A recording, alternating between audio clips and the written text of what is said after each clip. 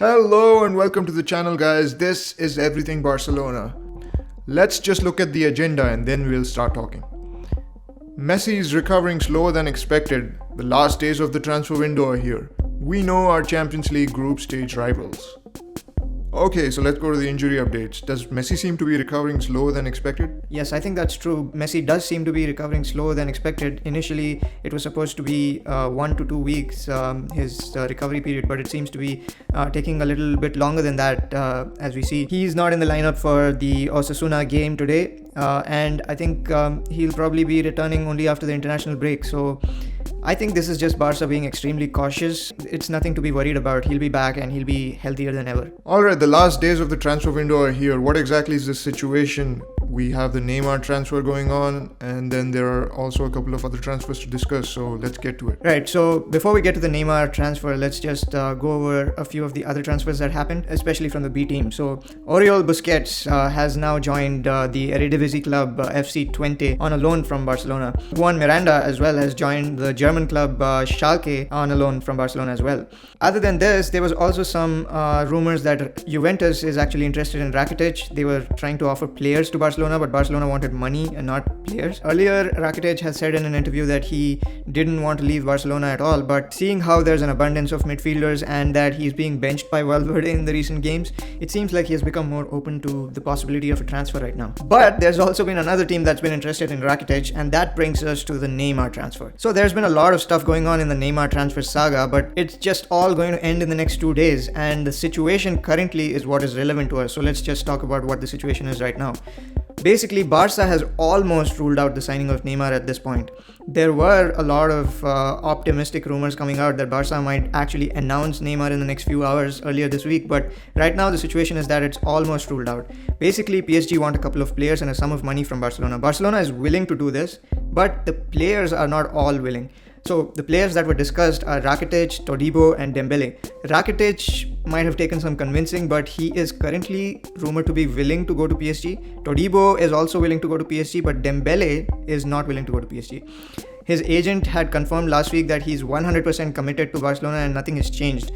So it seems Thomas Tuchel, who is the coach of PSG, is trying to convince Dembele. They were together in Dortmund when Dembele was there, and Tuchel has been speaking with Dembele, trying to convince him. And if he agrees to a transfer to PSG, then the Neymar transfer might still be a possibility. But without it, Barca would have to pay cash, and that is not something that's feasible for us.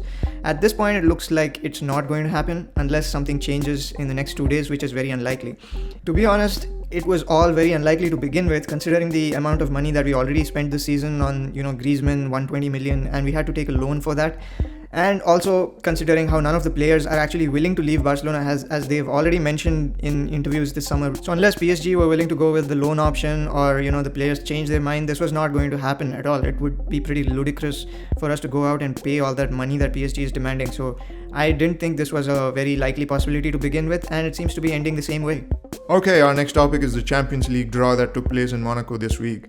We now know our Champions League group stage rivals, and we also know the groups that other teams are going to be playing in. Yes, that's right. We have been put in Group F, and it's being called the Group of Death, the toughest group out there. So yeah, we do have tough opponents, but I think we should be fine getting out of the group stage. That's never been really a problem for us. Our problems come later in the Champions League. But let's just look at our group. Our Group F has Barcelona, Dortmund, Inter Milan, and Slavia Praha. So I think we should be fine getting through the group stage, but the real fight is going to be for the second position, and with no offense to Slavia Praha, but it's probably going to be between Dortmund and Inter Milan. So if we just take a look at other groups, we have Group A, which basically has Real Madrid and PSG in the same group, so it'll be interesting to see those matches. Group B has Bayern and Tottenham playing in the same group, so those would be the two teams that you would probably want to watch out for there. Now, Group C is the most one-sided group in this competition, if you ask me, especially when it comes to the first position. Man City has a clear route to the round of 16, and there's no question that they don't have any major opponents here to face. Alright, Group D has Juventus and Atletico Madrid in the same group. Remember, they played the round of 16 last season against each other, and this year they're in the same group, so those will be the two teams to watch out for. Group E has Liverpool and Napoli. Liverpool and Napoli were in the same group last season as well. They were the group of death with PSG last year. But this year, I think Liverpool has a clear route to the round of 16 as well. So it's not that tough for them. Group G has Benfica, Lyon, Leipzig and Zenit. So this is a pretty balanced group, I'd say. Group H has Chelsea, Ajax along with Valencia, so that'd be an interesting group to watch as well. Now, along with the group stage draws, UEFA also announced the best players of last season. The best goalkeeper was awarded to Alisson, who played for Liverpool, and I think it's pretty deserved. The best defender was Virgil van Dijk, again pretty deserved. The best midfielder went to De Jong, who played for Ajax, and we now have him in our team. The best forward was Lionel Messi, of course, there's no question about this.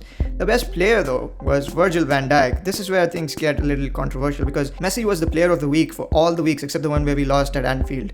So, I'm not sure how this is done, but it would just seem logical that if someone was the player of the week for all the weeks, he'd be the player of the season as well. So I don't know how this is judged, but at this point, we're pretty used to seeing Messi being robbed of individual awards because of collective bad team performances, so it doesn't surprise me anymore.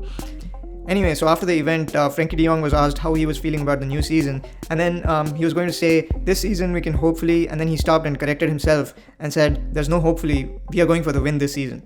That's right, let's go for the win, there's no hopefully. Alright, that's it for now guys. We'll be back with more updates soon. Don't forget to like and share this video and subscribe to the channel. Thank you all.